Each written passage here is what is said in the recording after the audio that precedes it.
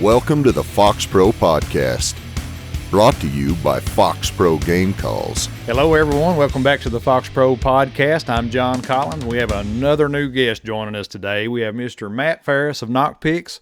We're going to be discussing thermal and looking at the Nocpix line of thermal equipment. How you doing, Matt? Good, John. Thanks for having me. I'm really excited to be here today in the great state of Pennsylvania, here at FOXPRO HQ. It's an honor to be joining you all today. Yeah, this is, did I hear you say earlier, this is the furthest east you've ever been? First time on the eastern seaboard, if you will, and definitely first time in Pennsylvania. So, yep. What about, what do you think about the weather change? Too cold. What was the temperature when you left Texas? I think it was about 58 degrees, nice and sultry whenever I left yesterday. Well, it's so not 58 here. It's like 18 here. So it's a pretty big temperature swing for you. Sir.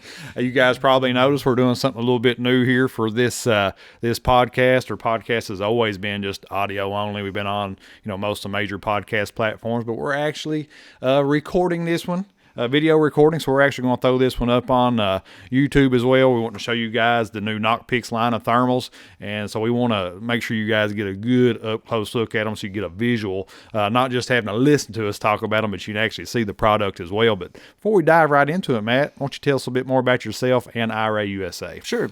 So I work for IRayUSA. We're out of Louisville, Texas, and I'm the product manager there.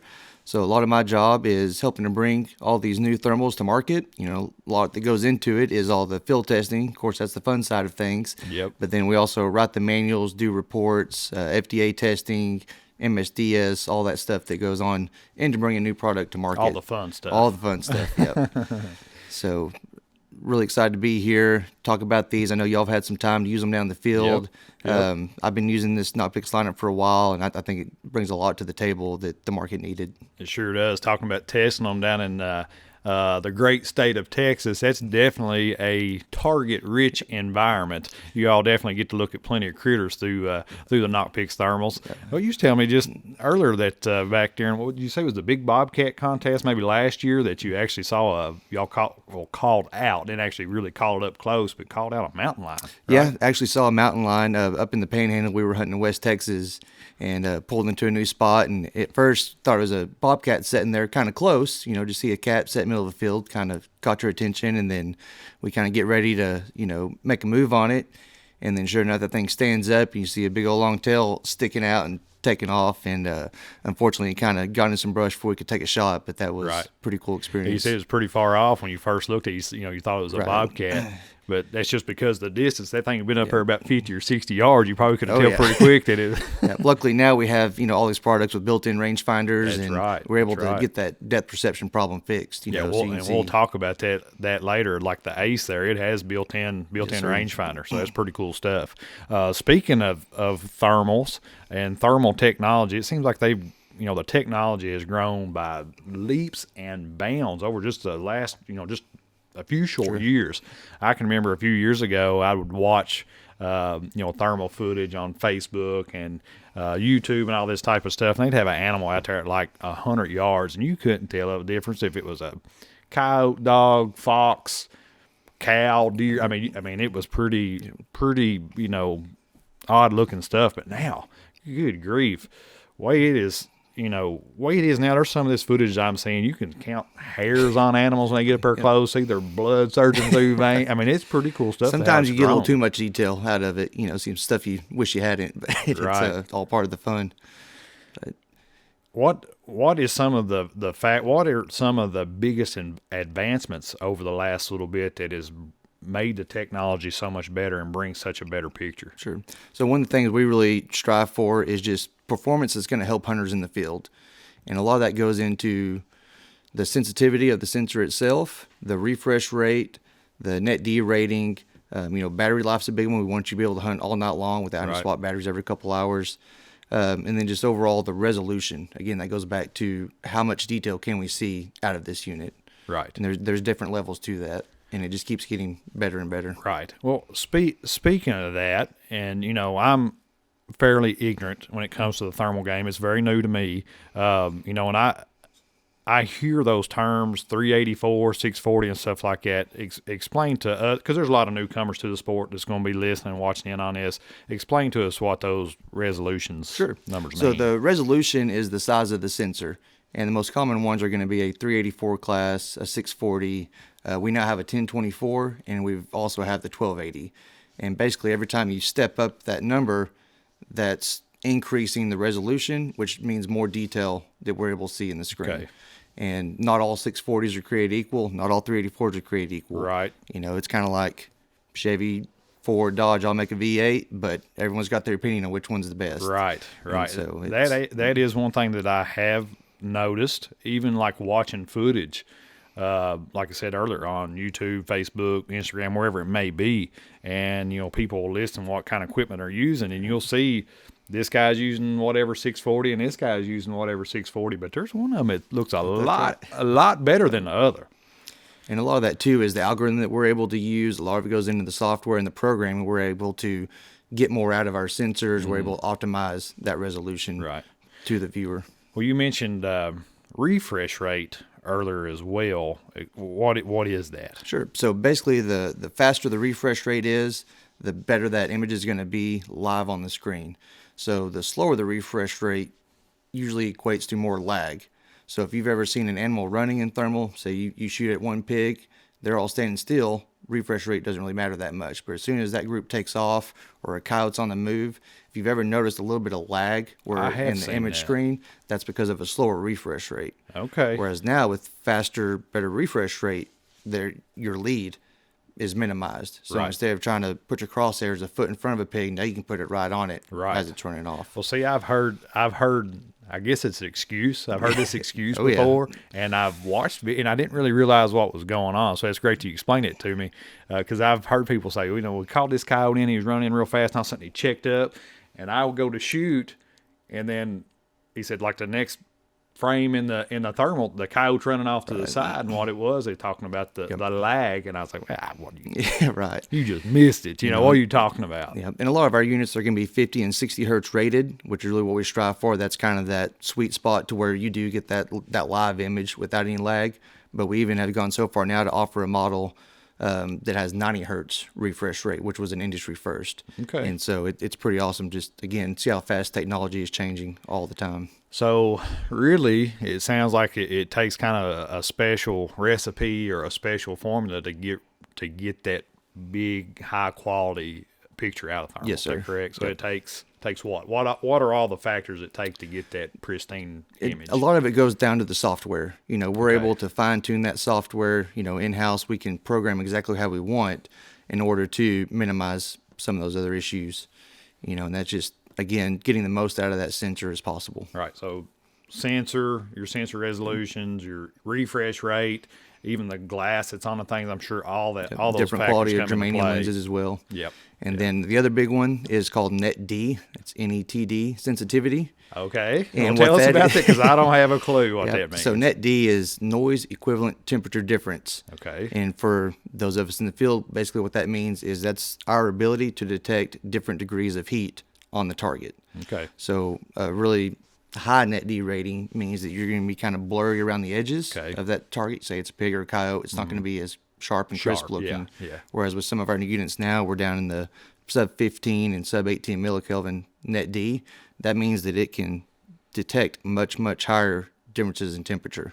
And so that overall equates to a much sharper image. Well, out of all these advancements over the last little bit, what do you think is the most important one that's really contributed to thermal image? Is it all above mixed it's together? It's definitely a formula. It's kind of a triangle. You want to have an equal balance of everything to get just that best overall image possible. We could have a way faster refresh rate, but then your other sensitivity might not be as good. You could have really high resolution, but if you have a slow refresh rate, well, then what's the point? It's a really good image until it starts moving. So we strive to have that equal balance across the board. Okay, and you have that in the Nocpix lines. Yes, sir. Yep. Well, that's good stuff. There's another thing that I've always seen people talk about, and I have noticed it a little bit in different factors of weather. How does weather, humidity, and stuff like that affect That's a good question. We get asked that a lot.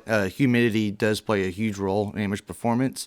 And you have to think about humidity is basically moisture in the air. Right. So if there's any of that humidity between you and your target, well, that's going to affect the image that we're able to see between that, because we can't detect that heat as well because of that barrier between us. Right. And again, the better the technologies, the better the specs are, the better we can cut through that humidity. Right.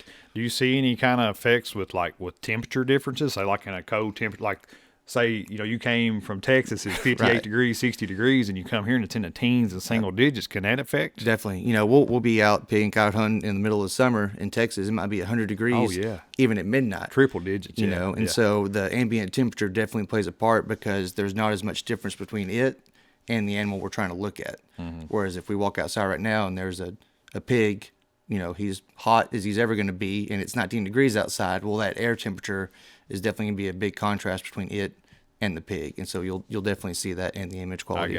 I got you. Another thing, I always see guys talking about like full moon nights, darker the moon, bright moon. Does that have any effect on thermal equipment at all? That definitely affects more night vision and digital night vision type devices, but for us, thermal, heat is heat.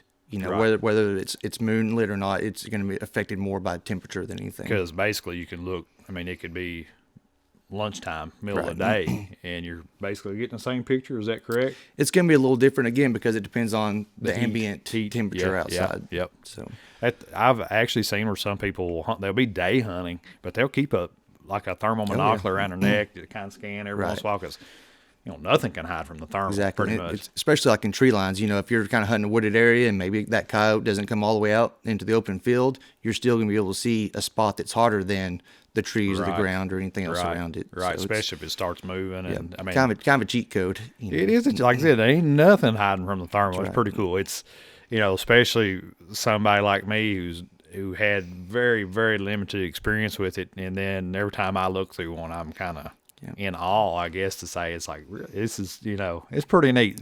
And especially like when the first time I ever did do any night hunting, and I think probably this is the case for most people, especially somebody that's been in a sport for a long time, probably your first experience night hunting was with lights. Yep. Either white light, red light, or green light. And, you're out here like, I can't see nothing. What are we You're just doing? hoping to see a set of eyes pop out. Right, exactly. Because there could be something out there just right there on that threshold actually being able to see. And the only thing you do see is a glowing eye. You don't actually see the animal, but if you're looking through thermal, you're seeing them. Yeah, that's what's helped it out a lot too. How many times you pulled into a field, you may have bumped an animal out that you didn't know was there, but now luckily we can kind of scan, before we make a move and make sure that nothing's already in the field before we go set up to make a stand or look for pigs. So. We were talking about Chris Robinson earlier. Chris Robinson's a great friend of ours. Known Chris for quite a while now. He's great friends with Matt and the guys at IRayUSA, and we were discussing his light setup. And he uses, he just lights the world up when he's hunting. But one interesting fact with Chris is a lot of times, if not all the times, they're still actually shooting with thermal. Even though they might be filming with the white lights, they've always got thermal monoculars and thermal scopes that they're actually hunting with. It's pretty neat. It tells you something. Yep. There's stuff that he's missing with the lights, and he needs that thermal there to make sure he's picking it up. Right. Whether he'd admit it or not. He's all about that white light. He ain't going to talk to you about no red light, green light, and heaven forbid you see anything besides the 243. That's right. That's for you, Chris. God's caliber. Yeah. He gets on me all the time about 22, 250. He wants me to bring a real gun when we come back down there and hunt. I'll be with him here the next couple of weeks. So guess what I'm bringing, Chris? I'm bringing 22, 250. I ain't bringing 243. What caliber you shoot anyway? So primarily I'm a big 6 Creed guy. 6 Creed, I've got a few builds in 6 hard Creed. Again, down there in Texas, target-rich environment. One day we're shooting pigs, one day it's coyotes, and then a few months out of the year, do a little deer hunting. Yep. And so I can kind of go up or down and bullet weight there and kill just about anything. Well, it's just kind of like that situation you got into there last year. You guys were targeting. It was a big Bobcat contest, so you have to You have to check 5 fox or 5 coyotes, right, to be able to weigh a cat. Just to qualify your Bobcat, right. Yes, sir. So after you get those animals killed, you need to be trying to focus in on the cats. Right. But I guarantee you, even though you all were after a Bobcat, if you all would have called that mountain line all in, you won't put a bullet in it, wasn't Exactly, yeah. So you might as well be shooting enough gun, or if you No, you're knocking down bobcats, but you get that chance at a mountain lion. There was an outdoor writer one time that said an animal can't be too dead. That's and so exactly right. There's no such thing as overkill. Yeah. There's no such thing as overkill. No, I think 6 Creed's and I wasn't bad mouthing the 243. I love the 243. People's heard me beat this dead horse before about calibers, but I've always said, the 243 and 22-250, they're older calibers. They've been around forever. They're just proven. They're proven calibers, and I've always said no matter what has been out in the past, no matter what's out now and what's going to come in the future, the 22-250 and 243 will always be relevant. I always think they'll be on that Mount Rushmore of coyote hunting calibers, and really the 6 Creed is right there with it because they're so close with the 243. I really am a big fan of the 6 Creed. So it's definitely a fun round. Just minimal recoil. Ammo available is great. Pretty much walk in anywhere and pick it up now. Over the last couple of years, it's really got a lot more popular, and I just like to be a little different. It sounds cool. No, it's a great round. I've shot 22 Creed quite a bit. I've owned a 6 Creed. Actually, my furthest shot on a coyote was made with a 6 Creed. Nice. Got to snipe that one out from underneath Al Morris. He was trying to shoot his little 223 and was falling short, and I went out there. Very nice. Well, let's get to talking about the Nocpix stuff. Sure. That's big news this past fall from IRayUSA, bringing this to all the coyote hunters.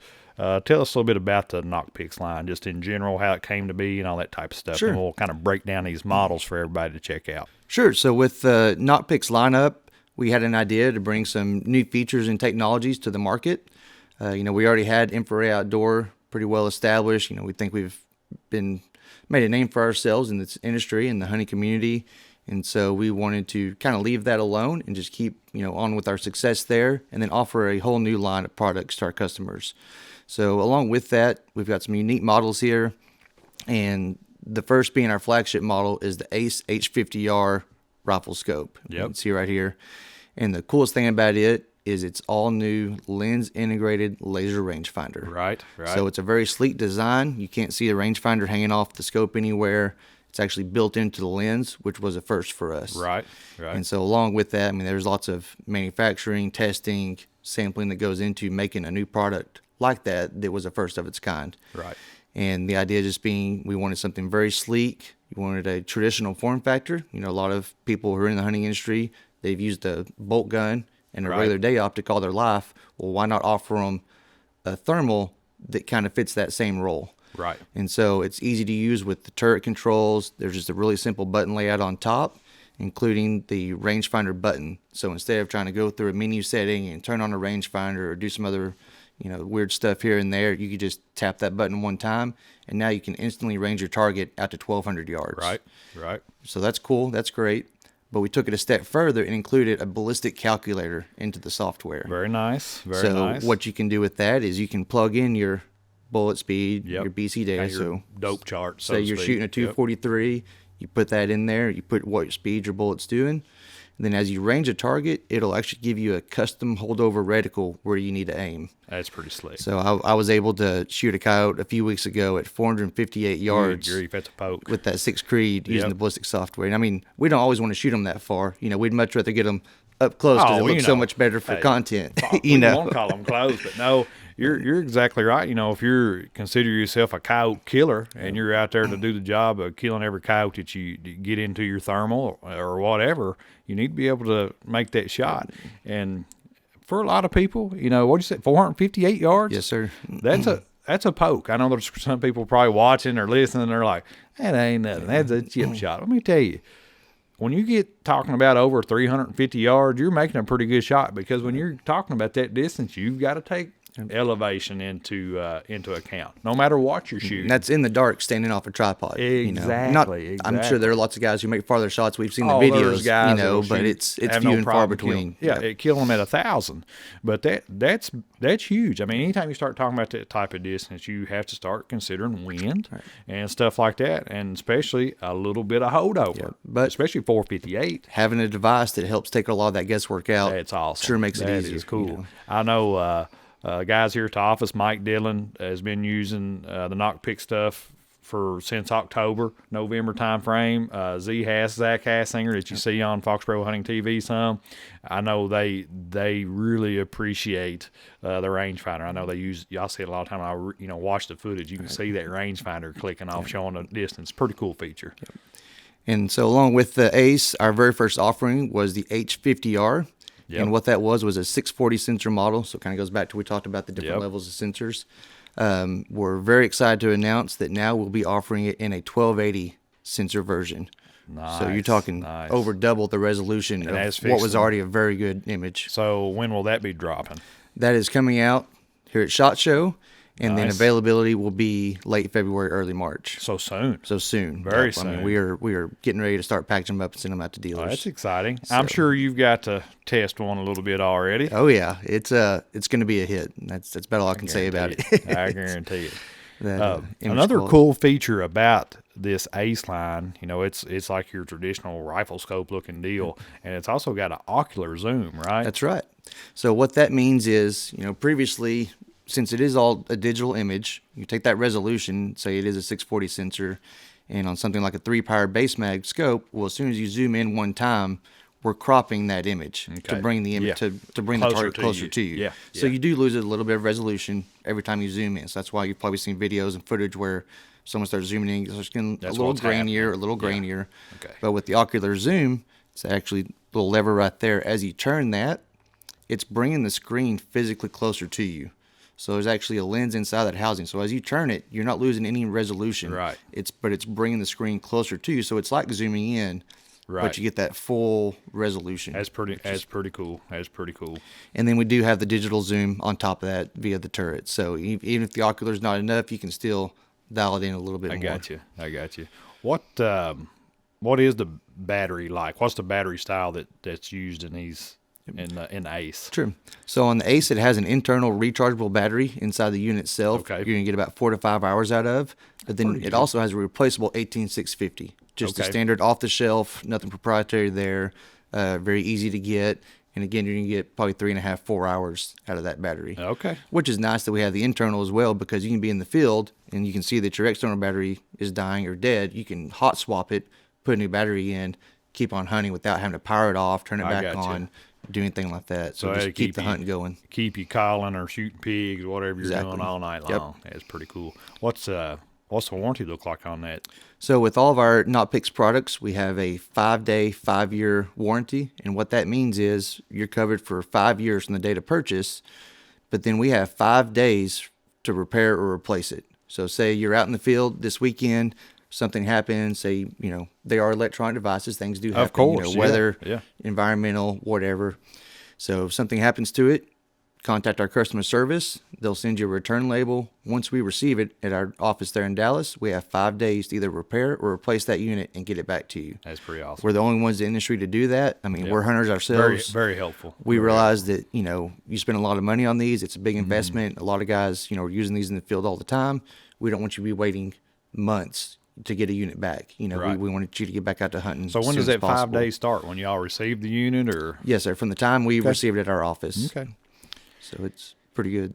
What about the mounting options for that Ace? What size is the tube? And so it's going to be a 30 millimeter body. Okay. So it actually comes with a pretty nice QD mount right out of the box that you can mount on either bolt gun or AR type platform. But then, everyone has their favorite set of rings and QD mounts. So any 30 millimeter mount that you would have already been using anyways, will bolt right in there. Okay. So, perfect. So, like, I've got a set of 30 millimeter rings on my day gun. I can jerk my Leupold off there and throw that Ace right on there and go to running, as long as I got enough height for clearance. Sir. Yeah. Well, cool. Yeah, that's good. Is there anything else about the Ace that we need to talk about? He said the ballistics function's really nice, and then one other feature that was a first for us is the instant playback. So you can actually go into the screen if you've recorded your shot, because all these units have onboard audio and video recording as well as streaming to the app, Bluetooth, Wi-Fi. Say you record a shot, calling a coyote, you shoot it, you might miss. Stuff happens. Right. Or you might be hunting with a buddy and y'all both shot at the same time. Right. Lots right. of arguing ensues. So now you can go right into the unit itself while you're standing there in the field and watch that video back instantly on the device in the screen itself. Right. That's pretty and cool. so that's a pretty neat feature. And, say you shot something and it didn't die right away, you can kind of go back and track where it may have ran off to. Yes. So that instant replay is a really nice feature to have. And the video recording, the audio recording has been pretty impressive. We've been using it plenty here as of late here at FOXPRO. If you guys watched any of the video clips on Instagram and Facebook, we put a few YouTube videos out as well. It's doing an excellent job. We're really impressed with Thank it. you. Pretty happy with it. And then the other rifle scope that we're offering with Nocpix, actually don't have one here today, but it's going to be our Slim series. And it's offered in either a 384 or a 640 version. Yep. And it's a 2-in-1 It's rifle actually scope and handheld weapon scanner. side and yes, sir. yes, So it has a pretty neat QD mounting system on it. And basically you can pop it off, scan with it, and then throw it back on the gun just in a matter of seconds, and it's going to return to zero. You can go right back to hunting. So, there's a lot of guys who need a scanner and a scope, and this gives them an option to have both in one. And the Slim audio and video recording on it as sir. well? Yep, and also an 18650 battery. Nice. Same warranty? Yes, we sir. said warranty is like that Across the line, board. 5-day, 5 year. Whether it's one of our handheld monoculars or a scope. Nice. With a QD mount, and this is just something I'm wondering about, just popped in my head. So you quick detach off of it, you're using it as a scanner. You can put it right back on your firearm as long as you put it in the same slot it's supposed to be in. You should keep zero. So that's what's unique about this system is the QD base actually stays on the gun. So it doesn't come off with the scope itself. The scope just becomes a handheld. The base stays on your gun. I see. So, I see. A long time ago, there's lots of guys who would pop the entire scope off their gun, and then it's in the dark. You're trying to find that perfect slot. You're trying to get it back on there. Well, now this base stays on the gun, so it's just a matter of clicking it right back in place. Awesome. I have not yet seen the Slim in person. That sounds like a pretty neat option. Pretty good value, there. yes, sir. Yeah. What about your monoculars? You got two models out currently, right? Yes, sir.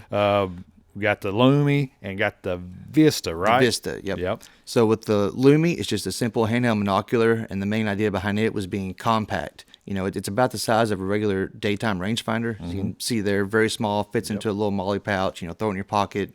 We offer it in either a 384 sensor, the 4-power base mag, or a 640 sensor with a 2-power base mag. Nice. And so that's just really handy. You're out there scanning. You're able to throw it back in your pocket, go to shooting.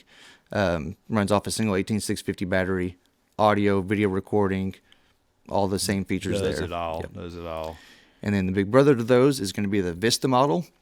And again, what's really cool about the Vista is the lens integrated laser rangefinder. Nice. So this is going to share the same type lens as our Ace series with that 1200 yard rangefinder capability. So currently we have it in a 640 version with a 50 millimeter lens, and that's a 4-power base mag. And now we'll also be offering the VH35R, which is a 640 3-power base mag. Okay. So say you're not needing something that's quite as long range capable. This is more for the average guy who's hunting, maybe 200 or 300 yards from your farthest shot. It's going to be a little more suitable for that. Right. I haven't got to look through that yet. It looks impressive sitting there. We'll have to take it out tonight so I can see what I can see with it. And then what's neat about the Vista and the Ace is the full circular display, which I forgot to mention earlier. But basically, if you've seen a lot of the old thermals, you're looking at a square rectangle type display in the screen. This fills the entire display as you're looking through it. So it's kind of like a daytime scope. The whole thing is circular. Well, now we applied that same concept to these. That made me think of something to ask you about menu and controls and all these models. That's one thing Mike Dillon has said that he really loves about the Nocpix line. He said it's very user-friendly with all the controls and the menu settings and all that. Yeah, there's a lot of thought that goes into that. We use these every week. We're out here in the field trying to, there's nothing worse than having to go through 30 pages of a menu to change one setting. Right. So we put a lot of thought and emphasis on how to make these as simple and intuitive to use in the field in the dark. Right. That's the other thing you have to consider is most of the time it's pitch black outside. Exactly. Last thing we'll be doing is trying to find one certain button, to press on there. So you need to do stuff on the fly. Right. Making everything as ergonomic as possible, is one of our big goals. Well, that should tell you guys something. the guys at IRayUSA, Nocpix USA, they're not just people that sitting behind a desk and bringing you a product. These guys are hunters. They're fellow coyote hunters, fellow predator hunters. They deer hunt, hog hunt, everything.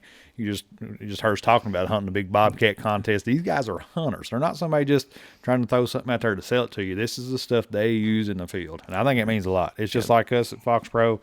We're all hunters. It don't matter what department you come to here at FOXPRO, whether it's in manufacturing, shipping, all the way up to sales management. We're hunters. We want to bring you a great product, and I think that's one of the things that sets this stuff apart. Is you guys you're out in the field doing it. You're doing your own testing. It's pretty cool.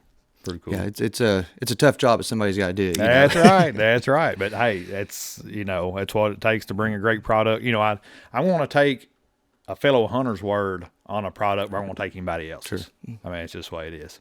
Well, it sounds pretty good, Matt. Is there any other new changes or new products coming to the Nocpix line here in the near future? Yep. So what I forgot to mention earlier is along with the Ace S60R, which is going to be our 1280 version. Oh, right. That, we're very excited about. And does have the built-in rangefinder, just like the H50R. Okay. We'll also be offering 2 non-rangefinder models. Okay. So we'll have another 640 version of the Ace, which would be the H50 non-rangefinder. Okay. And then we'll have an L35, which will be a 384 sensor. Okay. So it's going to, appeal to different price points there. Like a little more budget friendly. Yes, sir. So to speak. Still very capable. A lot of the same features. It's still going to have the ocular zoom. Right. Still going to have the playback, all those different color palettes, Bluetooth, onboard recording, all of that. It just won't have the rangefinder function. Well, you all have already had some nice options here with the Slim and the Ace H50R and the Lumia Vista, but it sounds like you're all expanding it pretty quick here. So a lot of options for. We want to give something for everybody. Yeah, a lot of options for a night hunter or a day hunter if you want to use it during the day. That's for sure. I'm gonna ask you some coyote hunting specific stuff. Won't you tell me about what kind of electronic call you're running? Well, funny you should mention that. I'm actually running the FOXPRO X24. Nice. This is my third FOXPRO I'm on now. A couple years ago, started out with the Inferno.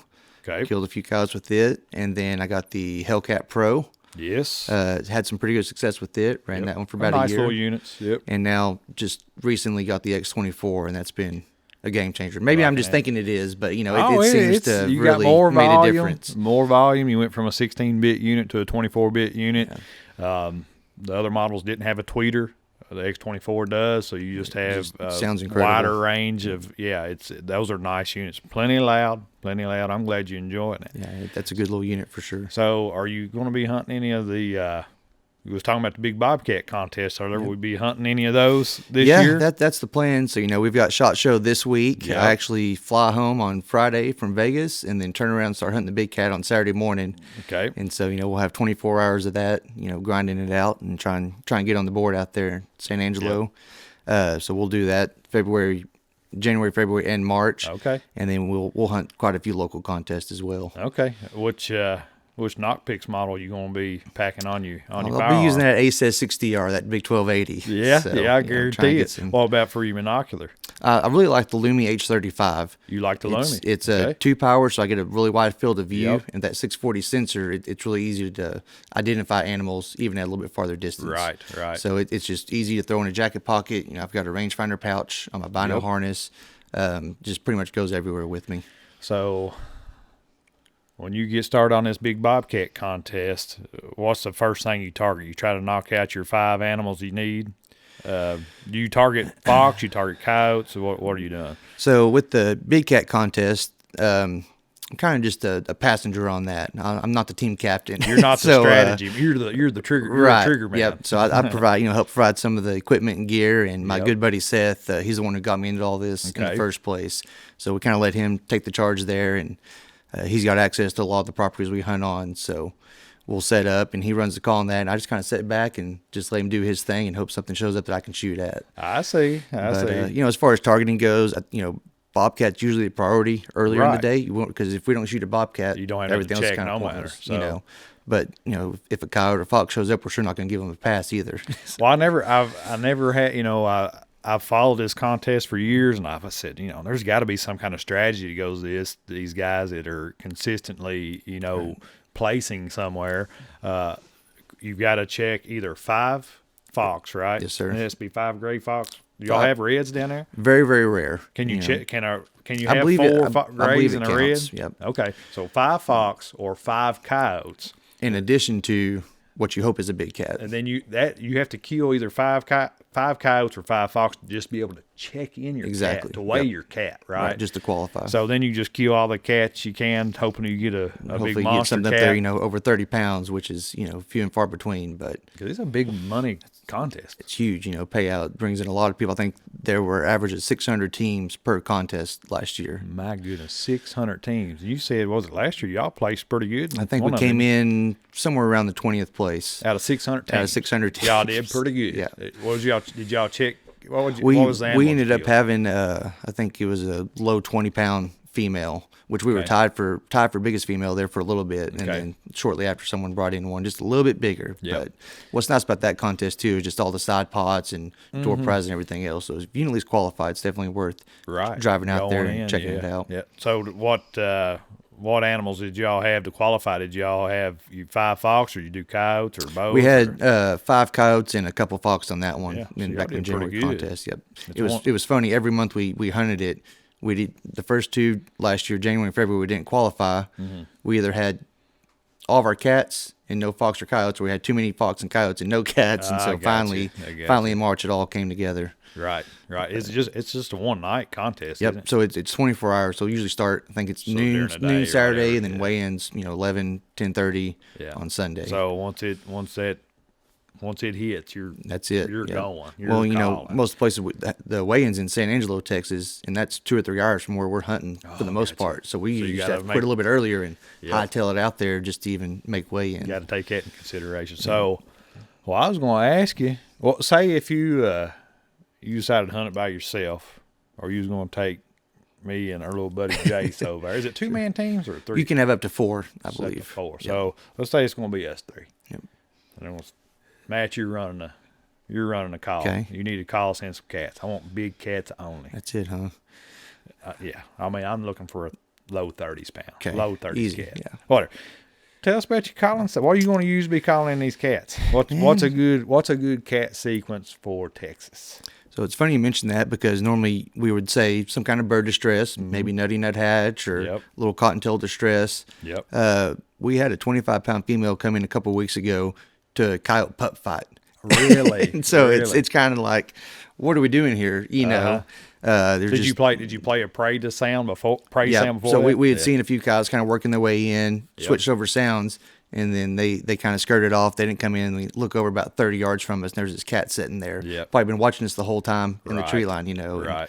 And, I'm not an expert by any means. I just kind of see what works. But I like a lot of the cagey cottontail. It's probably the first one I always go to. My favorite sounds. And here lately, I've been using a lot of the cottontail sauce also from MFK, Yep. and that's Yep. a Great sound. Killed quite a few coyotes with it. So Yeah, we were actually talking about that last night. You brought up cocktail sauce, and a couple years ago, when myself and Tori Cook was hunting with Chris Robinson, that's where that sound actually came from. We were walking; it was the last stand of the day. We were day hunting, walking back to the truck, and all of a sudden, I just out of the corner of my eye, I see Tori Cook just drop to the ground. I don't know if he had a heart attack, trip and fell.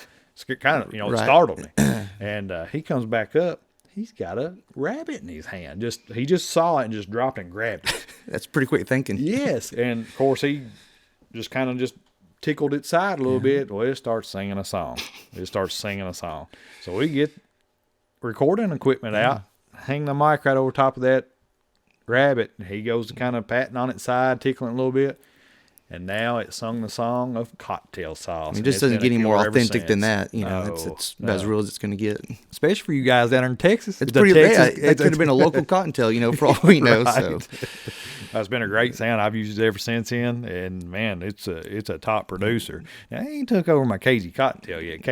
I've probably called in more bobcats with cagey cottontail than I have any other. it just sound. sounds so good. It just works all over the place. We're fortunate enough to hunt all over Texas and parts of Oklahoma as well. It seems like it's just got a pretty proven track record. You were talking about that cat coming into that pup fight.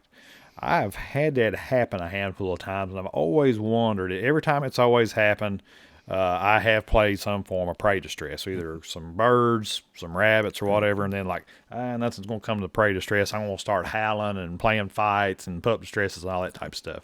And I've had cats come in at same type of situation, and I've always wondered what their thought process was. I don't know if they were already coming to the prey distress and just decided, and that's just when they showed up when some type of fight was going on, or if they hear the prey distress and they're kind of coming to it, and then they hear, say, a pup fight, like two coyotes fighting. I don't know if they're thinking like, man, they went over and they've killed a rabbit and now they're fighting over it.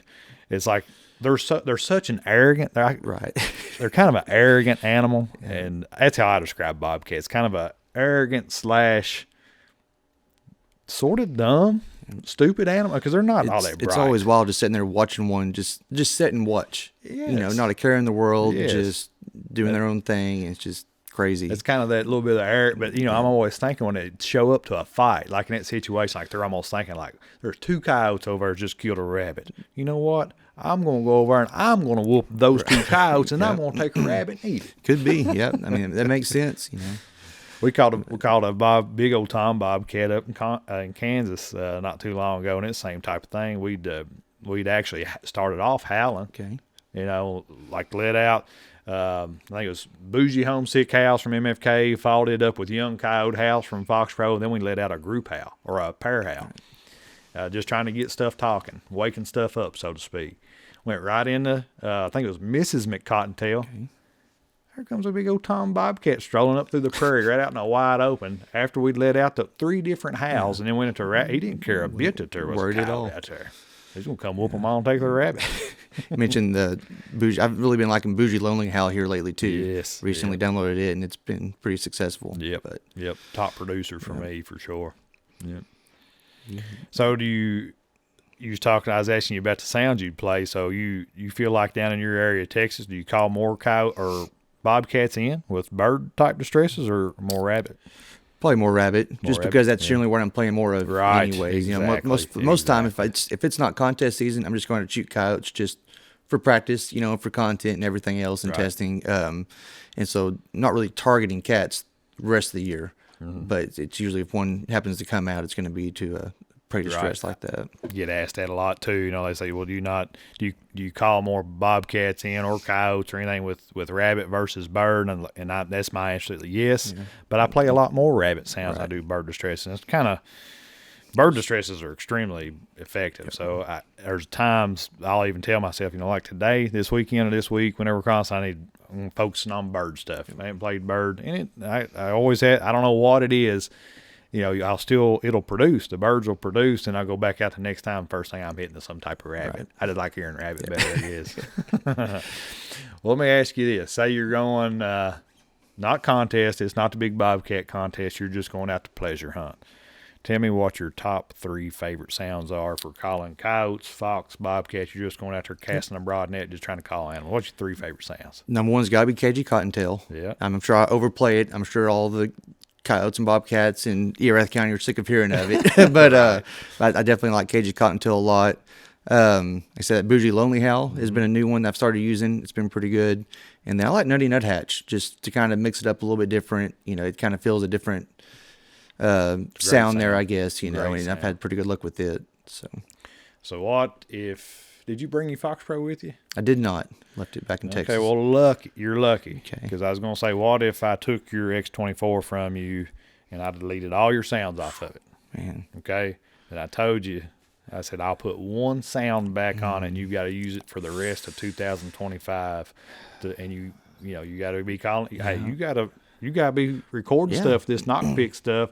What sound would you want me to put back on there? What's your must-have, cannot live without it sound? I think it's got to be cagey cottontail. I know that's boring, but it is what it is, So it's just that confidence thing. I've always said, you give me one good rabbit distress, and it'd be a toss-up between cagey cottontail and Mrs. McCottontail. Yeah. That Mrs. McCottontail sounds really good, too. I've started using it a little bit more here letely. Yep. Hey, that sound was recorded right here in Pennsylvania. That's pretty cool. Yeah. I don't know about cagey. We'll check on that. I don't know for sure where that one came from. Let's get back to your caliber choice. Have you always shot... What did you shoot before you shot 6th Creed? So 6th Creed's still kind of fairly new. Sure. Been around for a while. Before that was a lot of 223. I primarily, got into the whole industry doing a lot of stuff with ARs. Yep. That was kind of my bread and butter. Built a bunch of ARs, so you're kind of limited. 220. I've tried everything else, all the other 6 arc, 6.5 Grendel, all that, but 223 and a 55 VMAX just pretty much smokes them, 9 times out of 10. So I still pick it up pretty often because a lot of times if we're out hunting, there's a good chance we'll come across a big group of pigs. Right. It's nice to have that AR handy just to be able to have, more shot capacity there. And then that kind of goes in, starting getting more bolt gun stuff. Of course, start off with the 6.5 Creedmoor. Had a couple 308s. But the 6.5 with the 95 VMAX does a heck of a job too on coyotes and pigs. Yep. I think it thumps them pretty good. But I've been running the 6 Creed for a couple years now. Last year I was shooting a heavier bullet, the 108 ELDM. But then here recently I've switched to the new 80 grain ELD VT. I'm getting about 3,000 feet per second out of a 16-inch barrel. I've got a couple real short bolt guns, just because we're in and out of trucks and buggies all the time. It's just handy to have something real short and compact like that. So been getting good performance out of that bullet for pigs and everything. Yep. So you're a bolt gun guy. Bolt gun now. I knew I liked it.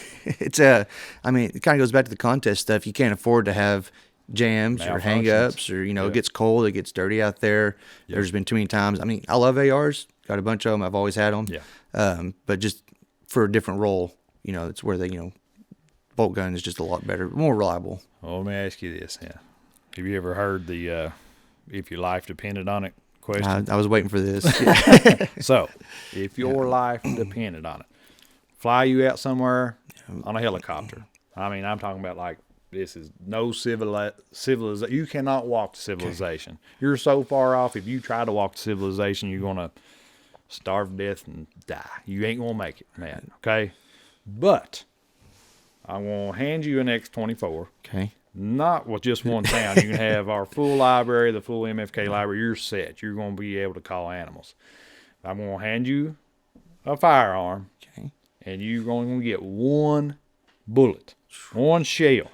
You got one chance to call up a coyote, kill it. And if you make that happen, I'll fly back in there and pick you up, save your life. What is your caliber choice? What's your cartridge choice? What are you taking in there to make sure I can come back? I mean, because if you come in there and call a coyote up, because I know you will. I know you'll call a coyote up.